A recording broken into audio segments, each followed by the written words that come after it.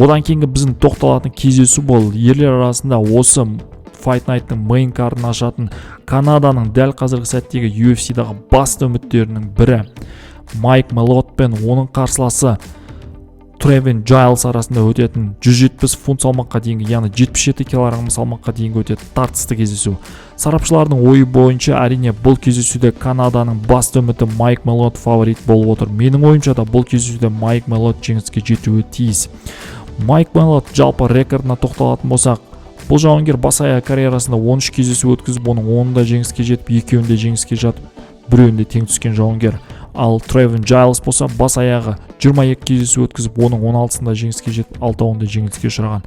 Өзіміз білетіндей, Майк Мелот жалпы тік тұрып соғысуды жөн көретін жауынгер. Сонымен қатар бұл жауынгердің жалпы күрес стилі мен джиу-джитсу стилінде атап өтуіміз керек. Осыған да байланысты менің ойымша Майк Мелот фаворит болуы тиіс, достар.